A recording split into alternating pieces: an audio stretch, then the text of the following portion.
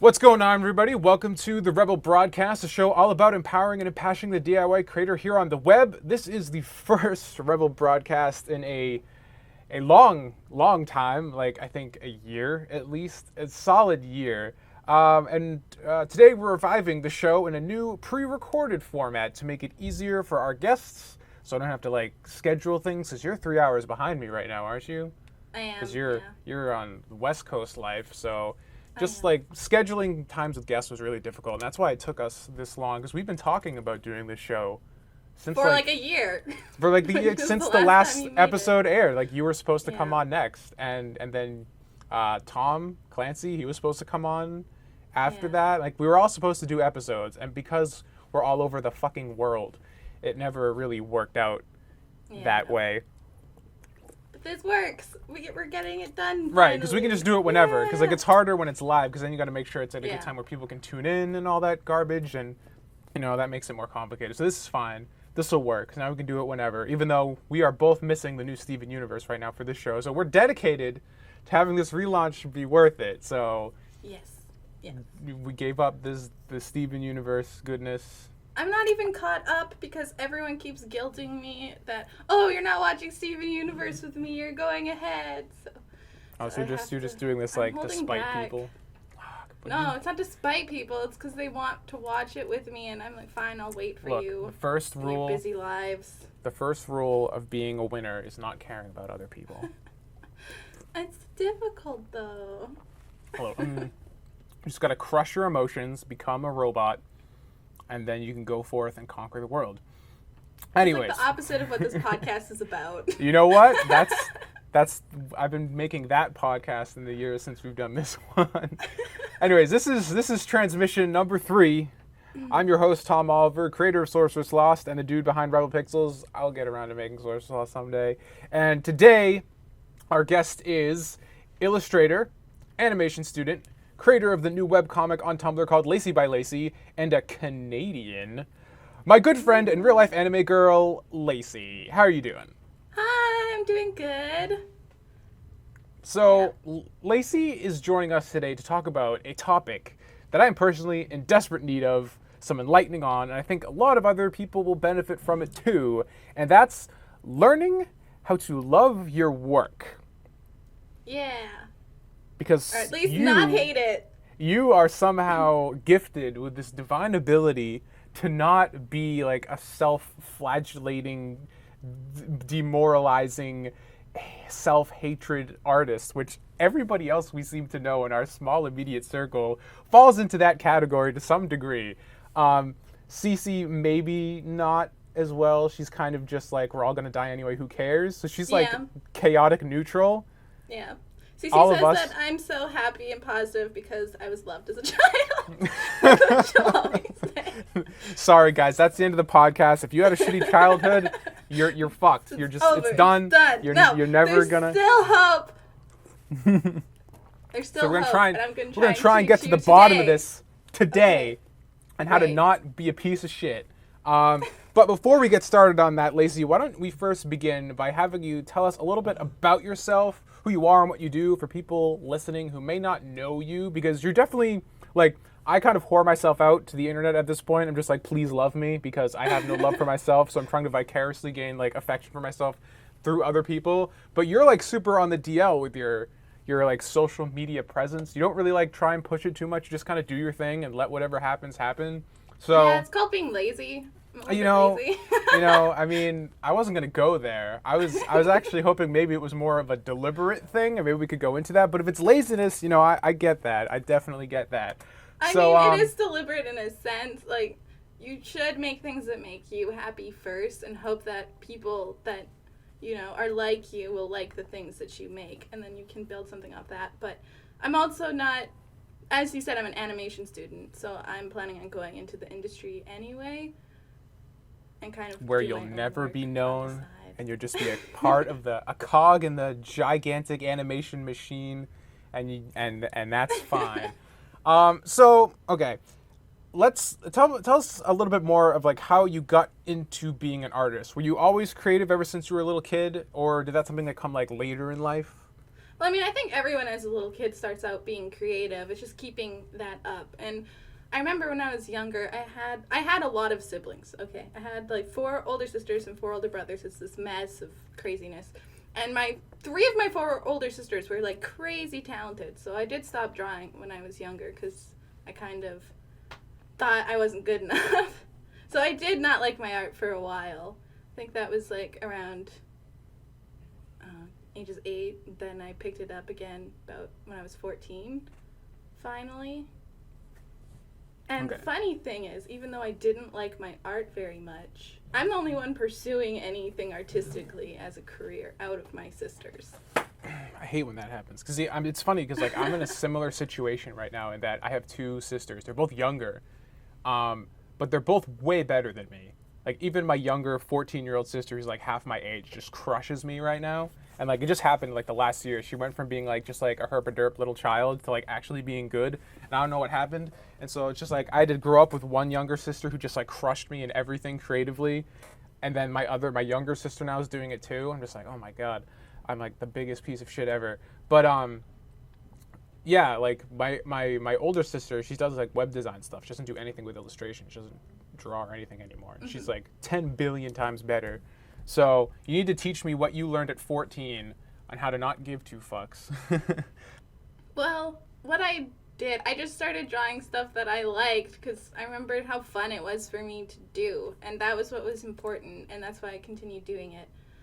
I also got into a group of friends and they liked playing like card games and like, you know, Yu-Gi-Oh! And kind of that kind of stuff.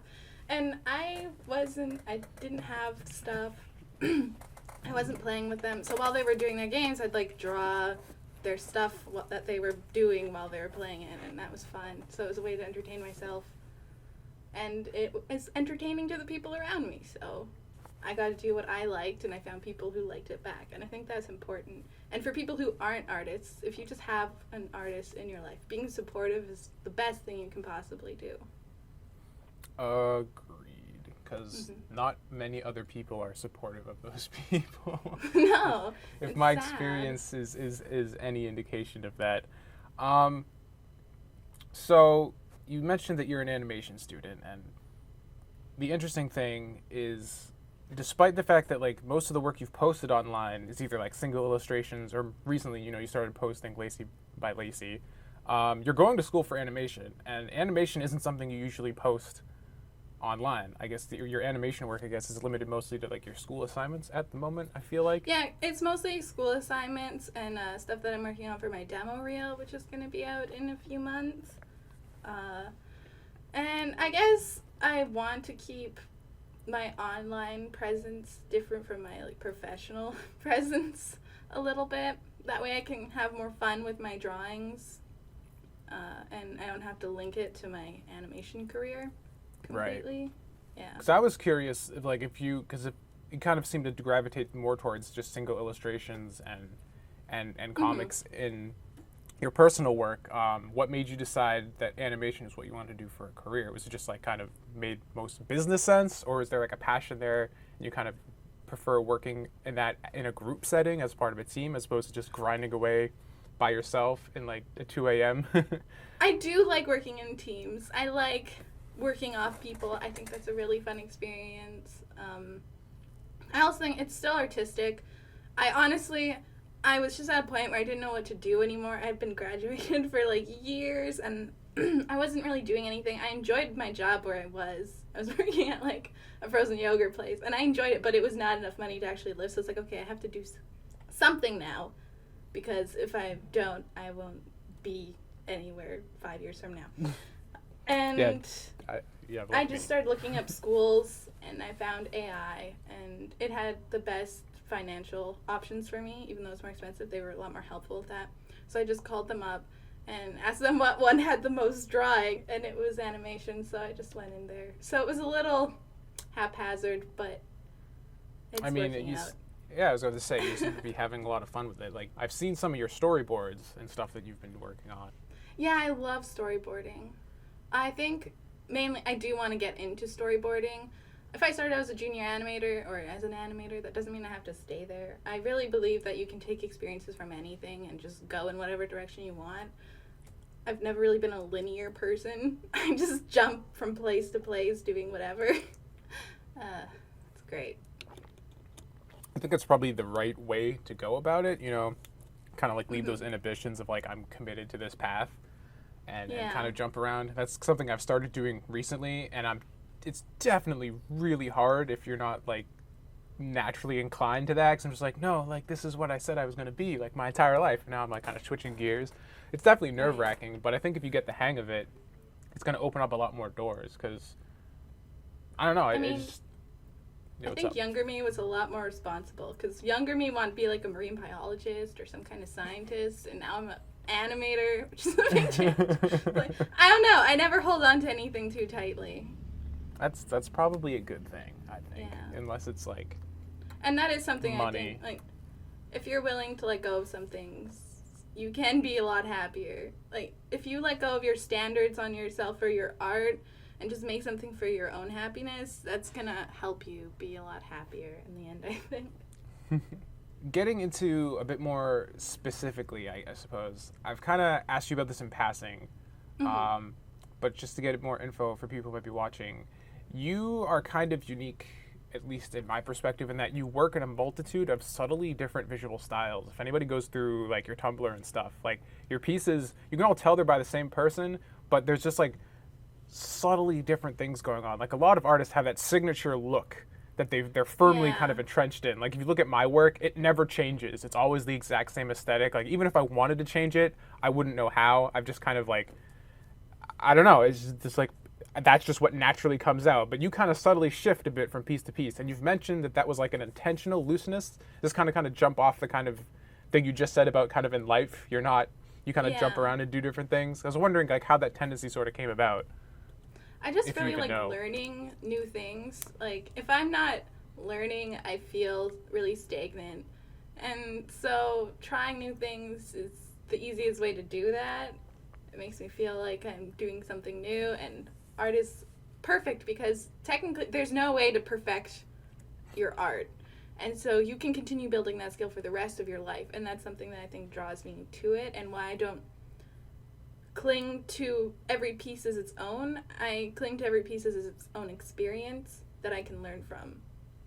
That way I don't get hard on myself if I don't like it. Instead, I'll find out why I don't like it, and then the next time I'll do a drawing or a piece specifically to stop doing what it was that I didn't like.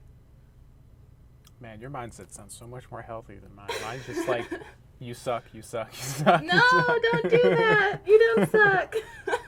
We'll need to like make a little recording of me telling people they don't suck. get like one of those. Play that while they're drawing. Get one of those like buttons that you can hit, and then just like every time like we feel like shit, we'll just have to hit the button. Just like have like your voice saying something nice against like soothing background music or something. Perfect. Kind of like those like anti-smoking like tapes. Yeah. Audio things. Just listen to that while you sleep. You are a good artist. Dude, you make a killing selling those. Everybody on Tumblr who hates themselves, who draws, sell those like $5 a pop. You'll be golden. Perfect. I'll be your first customer. Great. So kind of like a running joke in our group of friends is that you and Cece are constantly trying to out anime girl each other. Yes. So it's probably fair to say that like anime is a big source of inspiration to you. Even looking through your work, it's pretty clear there's a lot of like Eastern influence in how you work. So I guess the question is, otaku. Oh god. Yeah, is like, how did you become horribly disgusting weeb trash? What's your story there? Actually, how? Okay, so the same friends that I said were playing like Yu-Gi-Oh and stuff. Mm-hmm. Of course, like when I was younger, I watched like Yu-Gi-Oh and Pokemon, Digimon, those kinds of things that you watch where they're just cartoons to you. They're not your Japanese anime. Right. But I was into those. And then I remember I was just having a sleepover with some friends and they started watching anime. It was Naruto. And I really liked it. And I just started watching, and then me and those same friends, we like started going to conventions and all that kind of stuff. So just fell down the weed I just rabbit hole. fell really fast, really hard. With big And now group you have people. all your waifus around you when you I sleep at night. do, and my husband does. I have like a doggy of my waifu Galco, or blanket with Joseph Joestar. My wall is just covered in anime posters, and my old doggy that has the Lucky Star Girls on it. So Yeah. amazing. I mean, I'm living a weeb dream. well, it's interesting because I think people our age, I think we gravitated towards, anime and stuff so much. Not even just because, like, of course, it blew up because, like, Pokemon and everything. Like, we kind of were around at just the right time, and, like, they started, like, putting tons of anime on. But at the same time, like, after, like, Cartoon Fridays and stuff kind of went away, there was, like, definitely, like, in the mid-2000s on, when we were kind of in our late teens, like, a lull in terms of, like, quality Western animation. We're in, like, another huge Western renaissance right now in terms of, like, all the great stuff coming out. But for a while there, from, like, I want to say from, like, 2003, 2004, like, post Powerpuff Girls, the movie, to, like, 2010-ish, maybe, when Adventure Time really started getting big. Yeah. There was, like, a big kind of gap of nothing really super noteworthy airing. Like, there was some good stuff, like Flapjack and things like that. But in terms of, like, the huge boom we had back in Cartoon Fridays, and now, it wasn't the same kind of quality or, like, density of really great things. And I think that kind of pushed a lot of us who still kind of liked cartoons towards anime, because at that point, there was nothing on TV, really, that we were super attached to. And anime was kind of a genre that could grow up with you. Like, there was always more mature anime to cater to your tastes. So I feel like we just were born at the perfect time, and culture was moving at the perfect way, so we all just became fucking horribly disgusting weebs, and, like, it's a curse that will last until our final breath. Yeah. I mean, I remember, I as an animator, I get a lot of shame for this, because I didn't have TV growing up until I was, like, 8 years old. We had a TV, and we just, like, got movies and stuff, so I don't know a lot of, like, older cartoons and stuff.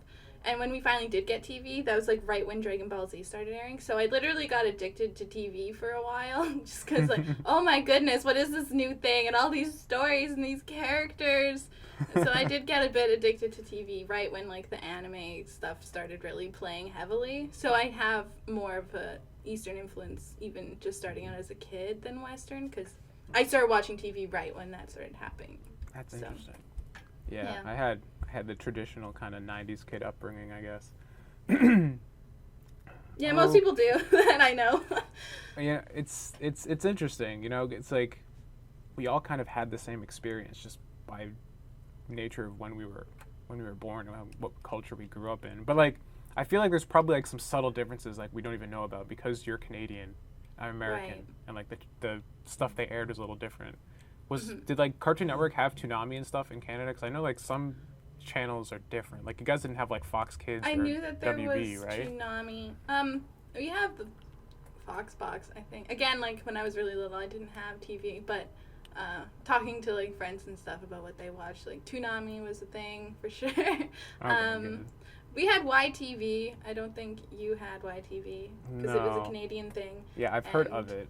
Had, like, Sugar and Carlos and some other awesome people that, like, just hosted a channel that was only for kids and, like, mostly cartoons. They tried putting some, like, a live action of kids doing kid stuff, but that was horrible. I remember. Yeah, Cartoon Network did the same thing. They did, like, this whole CN Reel block for a while, and it was awful. It was the worst idea ever. Let's put live action stuff on Cartoon Network. Ugh. I hate that. Yeah. I mean, I've always loved animation more, so. And, like, animation's just, like, it's magical. Exactly, that's why I want to do it. Oh, it's perfect. But now you're doing so much 3D stuff right now in school. Which 3D, like, I'm starting to enjoy it more, and I appreciate it for what it is. Yeah. That's good. Because they're not stopping. They're not letting up with it.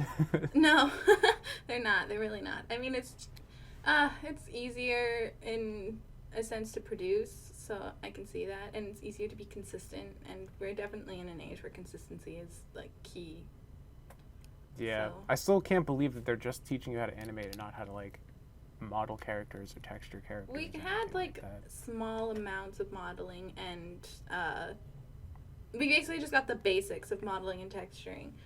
But of course, the people who take modeling are going to get more of that, and they just take the basics of animation, which is really a small amount. But we did, in our course, also have like a little bit of traditional animation, which I enjoyed and was nice, and also vector animation, like in Toon Boom, which is what most like Rick and Morty and stuff like that's made from. So out of all, you would say probably traditional frame-by-frame 2D is your favorite? I enjoy it more, like just the process, but because it's so easy to just get like enveloped in it and enjoy it, and like, it's great. But in a enjoyment's bad for profits. If you're working on a commercial project, you got to make sure you're fucking miserable.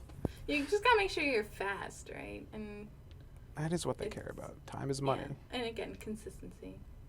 Yeah. I mean, it is a business. Like, that makes sense. That's why doing your own individual stuff is really great. And that's another thing about enjoying your work, is make sure that at least a couple times a week that you're working on something that's just light, that you enjoy. That's why I started doing the Monster Girls, because I enjoy drawing Monster Girls, and I was just like really burdened with school at the time, and I was like, I'm not enjoying this anymore. I don't know if I can keep doing this.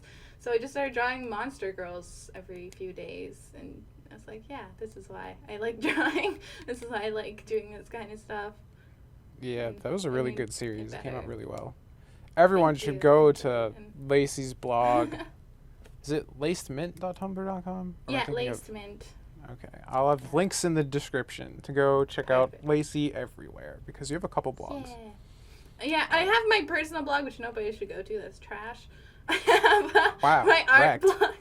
It's just like me posting about anime or just like reblogging anime stuff and like fashion stuff and memes.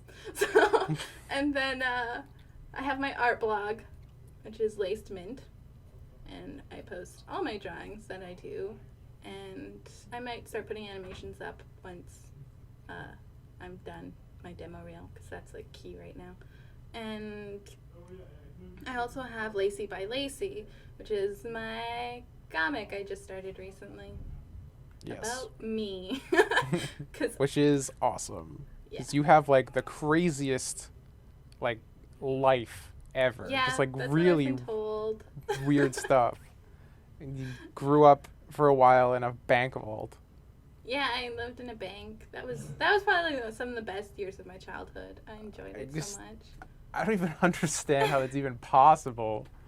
Well, it was like a bank 100 years ago, so it had like the big giant vaults like that you think of, and eventually got turned into a grocery store, I guess. Why were you living in an abandoned bank that turned into a grocery store? This is the part that I don't understand. They were selling it, and my parents, who they just liked moving around.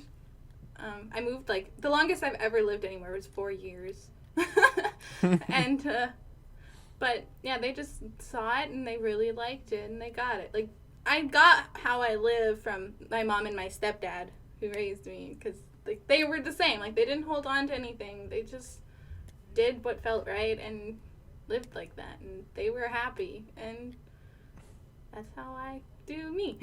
It's for the best, I suppose, because now we're going to talk about how everyone else isn't fucking happy.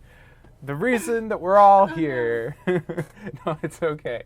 I think, like, probably one of the biggest double-edged swords of using the internet as a platform to express yourself as a creator in, like, any medium is that, on the one hand, you have this vehicle to present your content without boundaries. Like, the internet's basically giving you a podium in front of the entire world. You know, you can just say whatever you want, do whatever you want, and you have the possibility of getting a huge amount of people to pay attention. But on the other hand, everyone else has a podium right next to you that's easily within view. So it's like, instead of how it was maybe even, I don't know, 20, 25 years ago, when you sort of, you know, your sort of sphere of reference was just your local community, where like if you wanted to be a musician, you kind of looked to the people around you and like, I guess I'm a good musician, or I guess I'm a good artist, or I guess I'm a good author, or anything like that. Suddenly you're aware of like the global average when it comes to talent and skill in the fields you're interested in.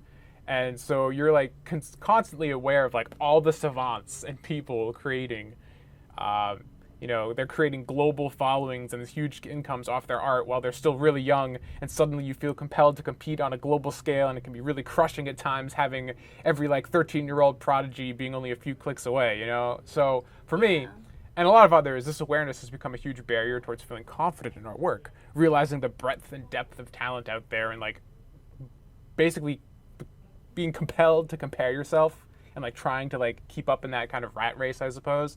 But for you, it's pretty much a complete non-issue. So I mean, we've kind of poked at it a little bit. Let's delve into the Lacey mentality and figure out how you can just not give a shit about that. Yeah, I mean, I guess like what you're saying, it's like being a big fish in a small pond and then going into the ginormous ocean that is the internet makes it very difficult. But like I said, I experienced like comparing myself a lot with my sisters, and I don't know, I learned early on they were very talented at painting and stuff like that, and I made more like doodles and cartoony stuff. So first I realized that there's a difference in what we were doing, and it doesn't mean that one is better than the other. So that made me feel a bit better, just knowing that there are different things to pursue in art. There's not just one holy grail of what is art or what is artistic. And I think a lot of like cartoonists who wish that they could, I don't know, do more painterly stuff, or even more painters who would like more expression that animation and cartoons can give you. It's all different, and they all have their own purpose to fill. So first, when you're comparing yourself, are you even comparing something that's on the same level that your art is, or is it in a completely different box? That's something to think about. Yeah, I think anyway. that's a good point, because it's a trap that I fall into all the time, and like I don't realize that I'm doing it until it's too late. Where like I'll look at some like really complex like painterly style and be like, that's so much more complicated than my little cartoons. Like clearly they could turn around and do what I do, and like that's not always true. Because I've had people say like, I don't know how you draw. I'm just like, but it's like for Exactly. stupid people, And as an artist, we all have something different to express and something different to give. And I think with art, you should always be trying to express something that you think is important or that you enjoy, and also make sure that what you're doing is giving something to other people, and then like that's how the world works. Give and take. Yeah. And if you can make something that makes somebody smile or makes somebody just think, that'll get you more attention. So I always just make stuff that makes me happy in hopes that it'll make other people happy. Or if you want something like Clancy, he's making something that's definitely not happy, or sad, but he's giving a story for people that could be like him, and that's a great thing. And everybody with their stories, you and your story, everybody has something to say. And if you're too worried about your skill level or all these other things, what you're trying to say is just going to get lost. And that's actually the most important thing. Yeah, for sure. I mean, like, no, like that's a super good point, because I think there's definitely a purity in just doing something for yourself, and not getting too bogged down in other people's. Like that's like my huge cardinal sin. It's like I always try and like go to other people for validation, and I think a lot of people do that too. And I think it's tempting to do that with the internet. Is that like, oh man, I want to get all the notes and all the likes and all the subscribers. So it's just like, if I'm not getting those, then I'm doing it wrong. Because like that's a huge problem I have with the internet right now, is that it's so easy to like have like a metric for comparative success. I think that's something that's really just not cool in terms of how like it's really become a numbers game. And it's easy to just look at the numbers and make like a complete like judgment call on things like, oh, PewDiePie's better than me because PewDiePie has 23 million, 33 million, 10 billion subscribers, right, whatever he has right now. Numbers. And everybody's obsessed with these numbers. But what people want, I think, is something more genuine. Like that's what content creators, I think, tend to like get a lot of spotlight sometimes, is that they're just unapologetically doing something. Like And that also brings hate. Like, there's a lot of people who hate PewDiePie. I hear it all the time Right. on how he's just not that good. But if you're doing something that makes you happy, or that you want, there's going to be something genuine behind that. And I think that's something that people really latch onto. Yeah. I think So the more... it's like really Sorry. difficult. No, it's fine. I don't want to cut you off, but I think part of it is, I mean, at least for me, where I'm coming from a lot of the times, because the numbers game definitely gets to me. That's why I can even identify it as an issue. I think it's because not only is it just like you want that acceptance and everything, but a lot of the time those numbers also translate into like money and, you know, the starving artist thing, and just like, I wish I wasn't fucking like eating ramen every day. I wish I had money, and like being more successful would give me more money. So it's like a financial and like an emotional desire to be successful in that way. And a lot of the times Yeah, you kind that of is difficult. you like put The your money...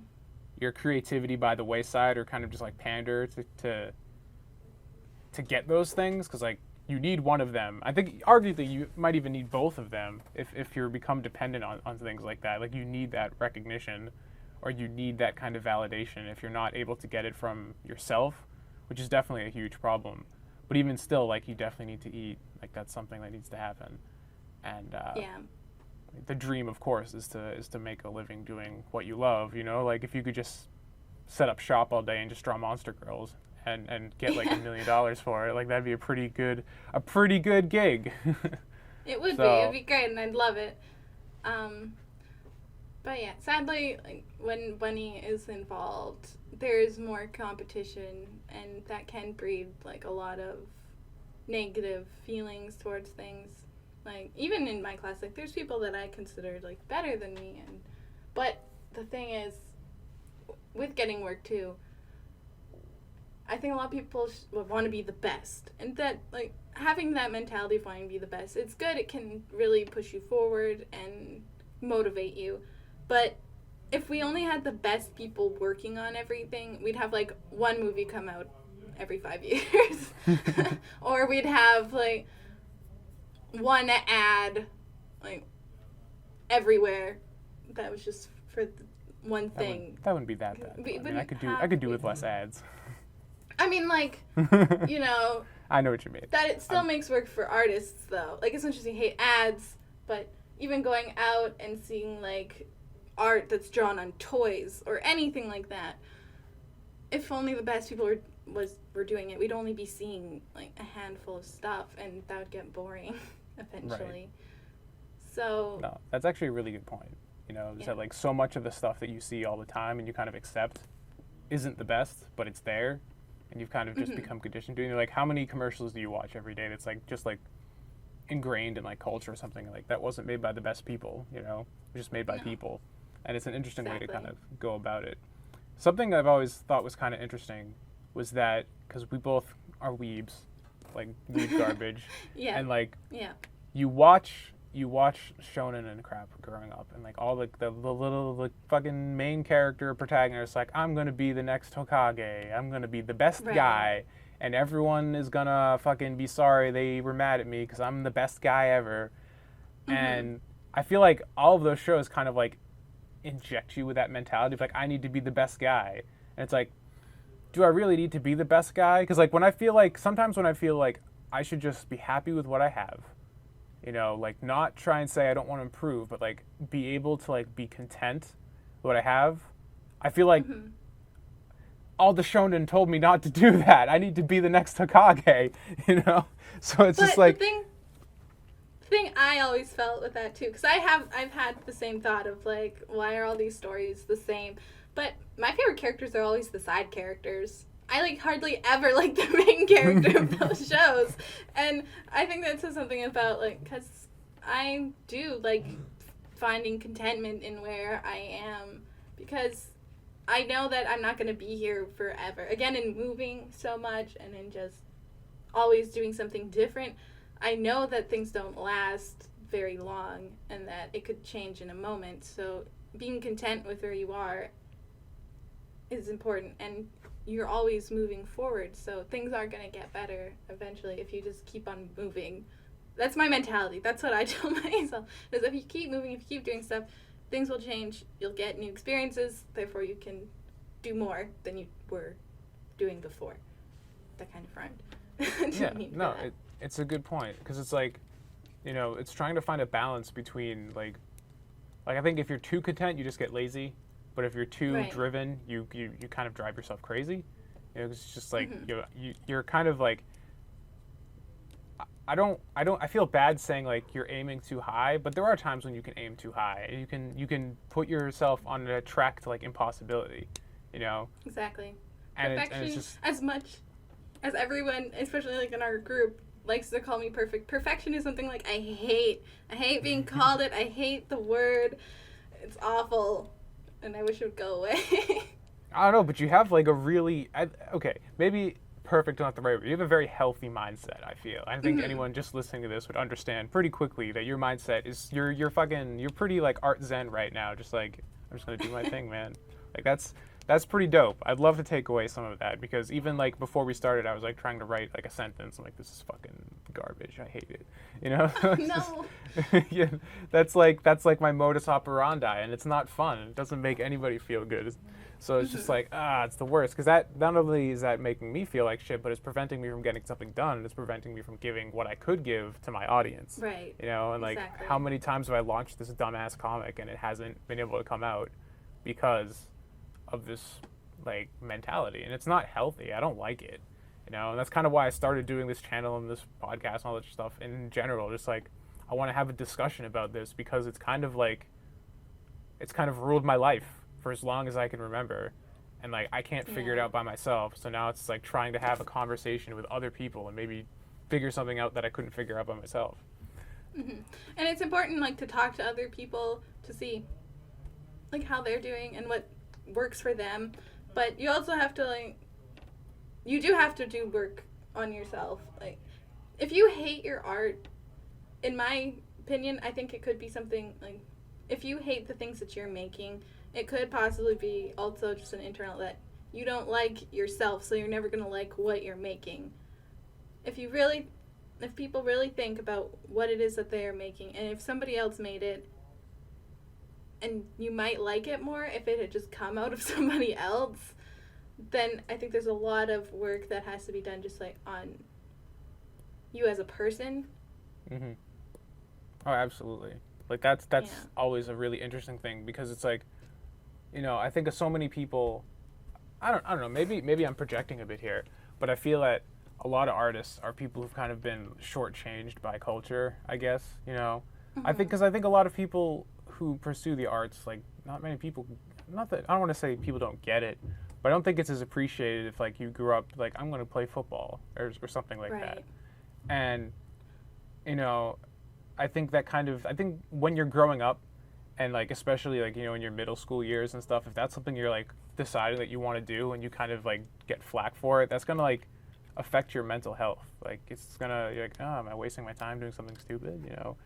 And like, I was very lucky. Again, like, I did have a lot of supportive people around me, and I do contribute a lot of my luck to that.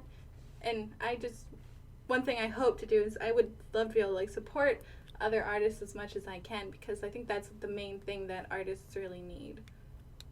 Yeah, I mean, that's kind of why I made this channel too. Is just like, I know a lot of people are going through what I go through, and it sucks, and I don't like it, and I want to fix it, and that's kind of why I do all the things that I'm doing with this channel. Is like, I want to help people figure it out and not be upset anymore. So, Yeah. I mean, and it's definitely a constant struggle, and it's definitely good to realize that, like, sometimes no matter how good your art's going to get, if you don't like yourself, like, that's step number one. And that's something I was actually going to make a video about in the next couple days, weeks, depending on how lazy I am, is that's something I'm going to start working on a lot more, is like examining who I am as a human being and not just as a creator. Because I think so many times, especially in my life, is that I've defined myself entirely by what I do, like what I create. Mm-hmm. And there's so much more to a person than what they're making. There is, yeah, that's for sure. So, like, if you don't address all the other things, like, you need to be, like, as great as it is to be a creator, And like a lot of the people that I grew up idolizing were super work centric. And like they're just like, you just gotta fucking keep grinding it out, man. You know, like I don't know if you're in the chat. Yeah, that's definitely a mindset that was always put on. I think everybody as a kid, at least in our generation. Yeah, People. but like the problem for me is like I would start seeking people out like that. Like I remember this guy Dave Sim was just like, you know what, you gotta fucking do a comic page every day for a month, and if one day you miss it, you gotta ask yourself why'd you miss it, and then cut it out of your life. If you spend a day with a girlfriend, you didn't get a comic done, you gotta break up with your girlfriend. You know, it's like fucking See, crazy that's shit awful. like that. Okay, that's silly. Okay, so you're doing animation and stuff. Like I looked up a lot of animators that inspire me, and of course, like one of the biggest ones currently is Glenn Keane, and he's the total opposite. Yet he's one of like the best animators alive. His mindset was like, I don't stay late to work. I go home to my family because I can learn just as much with my family that I can working. And being a creator, if you don't try to experience life, if you aren't trying to, or if you don't have anything new that you're experiencing, then you don't have anything new to create. So you should prioritize your own life as much as your art because they work together. Everything works together. And if you're focusing too much on one thing and it's not working, then maybe you need to start adding more balance into your life. And I think that would help a lot of people too. Instead of getting into the mindset that like, I need to do this one thing. If I don't do this one thing, then my life is nothing. Because that is going to just breed terrible negativity into your life, and you shouldn't bring it in if you can help it. Yeah, I speak from experience. That's not fun. It does that. So we've been going for almost an hour. Yeah, went by fast. You were saying that like you're gonna be fucking terrible at this, and you like fucking crushed it. So I don't know what you're talking about. You're like, I'm a bad speaker. I can't talk, and I'm just like, oh man, I'm gonna have to edit the fuck out of this podcast. But you fucking dropped some truth bombs, wrecked the place, and didn't leave anybody. That was good. That was a good episode. So is there any final thoughts of wisdom, of Zen Laceyism you'd like to drop on us before we end the show? Just find balance. It's the best thing that you can do. Try not to hang on to something so much that it starts to hurt you, and just let yourself be free. Do what makes you happy. That's what I do. I'm not doing so bad. You know what? If you got that kind of mentality going on, I think that's more valuable than subscribers, because subscribers come and go, but that mindset is forever. Good words. That's what I got. All right, so Lacey, before we go, where can everybody find your stuff again? Even though the links are already in the description, just so they can hear you say it. Where do we find stuff by Lacey? You can follow me at Lacemint on Tumblr. You can follow my comic Lacey by Lacey on Tumblr. I also have Twitter at Lacey by Lacey, and I think that's... Oh, I also have DeviantArt. I'm hardly there anymore. It's Madam Lace. And I think that's everywhere. Is the Lace thing just because your name's Lacey? Or is it just like... Yeah, it's 100% my name because of my name. And I also because it suits my personality.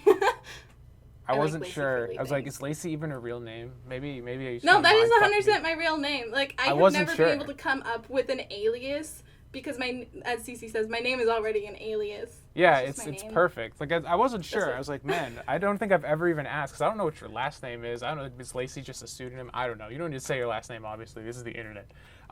Yeah. But I'm just like, maybe Lacey's not a real name, because it's something I forget who it was, but it happened to me with somebody I knew online. I thought it was their name and it wasn't. I was like, what the fuck?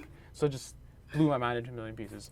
But all right, that was Lacey. She's the best. Everyone should go follow her stuff. Her comic Lacey by Lacey is hilarious. She tucked a Power Ranger into bed. What else do you need to see in a comic? It's just my life. It's just weird little moments from your life. And she lived in a bank. We're going to get to that at some point, I'm sure. Because You just I mean, tell us technically, the stories first of your comic life. was me living in the bank. That That's was why I in the like bank. textures in the that was in the man. bank. Man, Yeah. that's crazy. All right, go read There'll be Lacey by more. Lacey. It's If great. you want to find out more about me, there's a comic. It's New all. information is shared whenever I have time. Because I was about to say, I don't think there's reel. not a release schedule for you. It's kind of just like, No, it's whenever because I'm in my being- last couple months of school right now, so I'm like really trying to focus on getting my demo reel out there. Don't have the time quite to focus, but I still want to work on stuff I like because, like I said, it makes me happy, and that's important. Put your happiness in your priorities somewhere. I feel like that and should it'll be make your art close to better. the top. Should be close Perfect. to the top. All right. Thank you for joining Thanks us, for having Lacey. me. Thank you guys for watching the Rebel broadcast, Rebirth, Rise of the Phoenix, Episode 3, the Lacey episode. Catch you all later. Till next time, I'm Tom Oliver. This is Rebel Pixels. Reminding you guys, we might be indie, but that doesn't mean we're alone. Go read Lacey by Lacey.